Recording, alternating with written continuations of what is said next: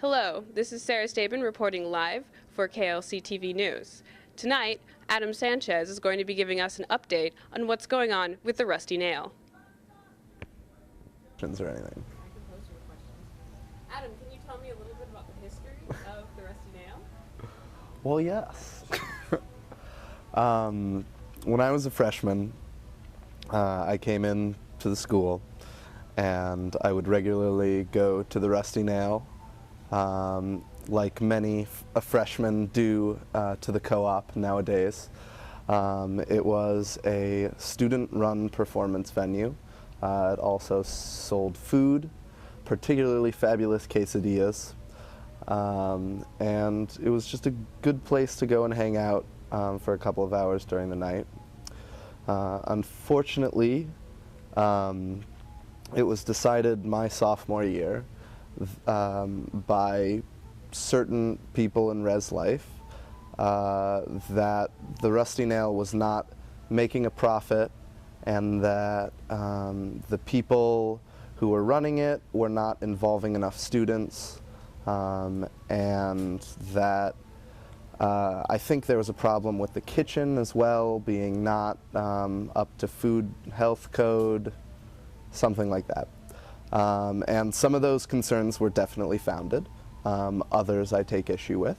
But regardless, the Nail was closed the middle of my sophomore year without asking any students. And during winter break, when kids went home, the walls were painted over. The student art on the walls were painted over. And that was really unfortunate. I think a lot of students were really upset about that. There was a brief Save the Nail campaign when it was closing. People poured into the Rusty Nail to see various performances, to do different workshops, pretty much every day for a month. And then it was shut down, kind of without student input or without student involvement. So since then, I've been actively trying to reopen the Nail with a couple of students. Last year, I brought a proposal with Emma Lip to Residence Life to make it exclusively a performance venue. We had about 2 meetings with Residence Life, and then pretty much nothing happened. They said they were meeting on their own. We kept setting up other meetings that never happened. And eventually the plan just kind of fell by the wayside.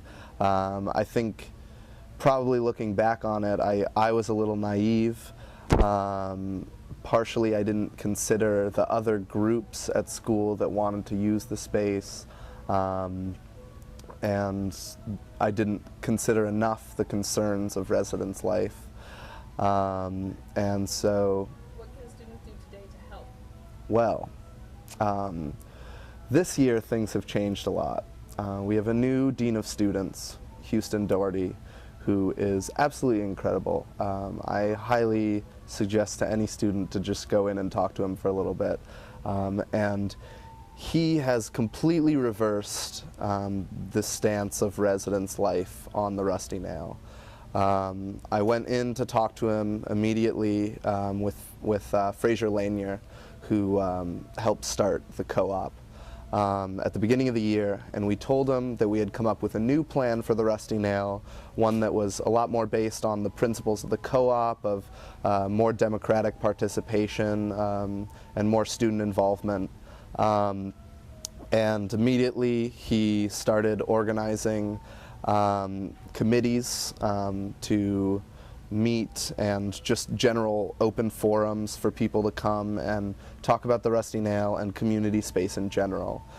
So those forums have been going on, and we've been meeting for, I'd say, about 3 weeks or so now. And next week we're finally going to start actually doing something. We're moving from just talking about community space and getting more student input in general to actually taking action and doing and renovating the Rusty Nail. So this week I'm going to be meeting with a couple people in Residence Life, Fraser and I, and we are developing an organizational plan for the Rusty Nail. And in a few weeks, hopefully, we are going to be putting a call out to all the students to come to the Rusty Nail, help make it a student space, take ownership of it, build things, paint it, do whatever they want, be creative. And that's the whole point, is that we need more student space, student-run space on this campus, because that, as we can see from the co-op, is what builds community. I would buy your car because it would be the same color. Oh, see? A monkey? Okay. I was wondering what that was.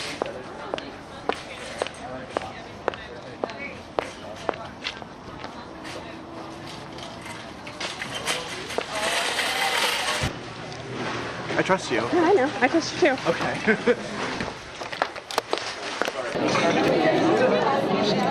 Are you guys gonna do it at the same time? What?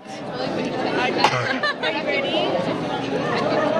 have about 15 seconds. Jenny, you ready? Count down. There are no forks, but I got you a bag for your friend. It will go too.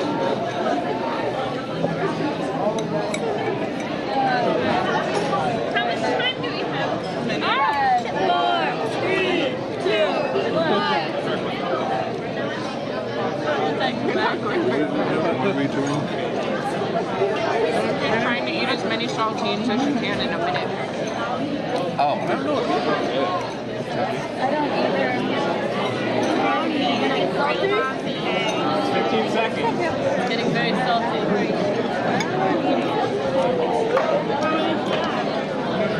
Water's so good. 30. Come on. 30 seconds. Look out there. Try it out.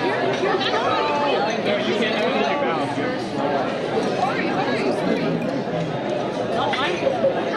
15 seconds left.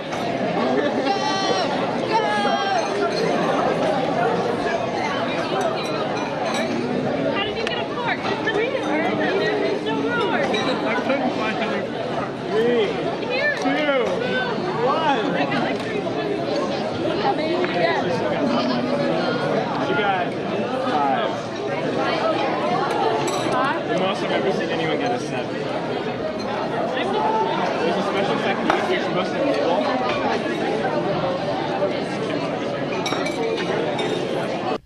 This is Sarah Stabin reporting live for KLCTV News. I'm here in Manzanita in the common room where students are pondering the mysteries and quandaries of life.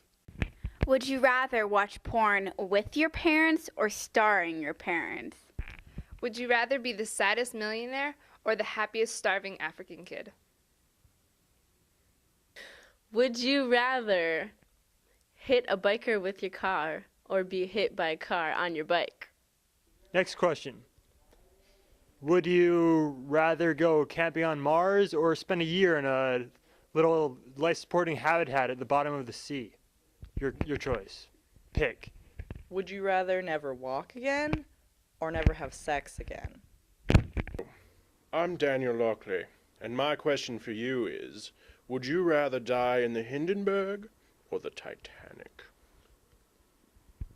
Think on that. Thank you. Would you rather the rot in heaven or be the king of hell?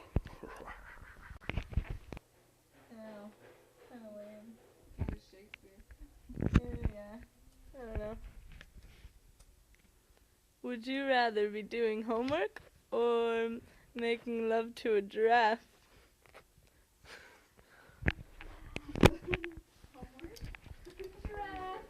Yeah, I want to get one of Adam, and those guys.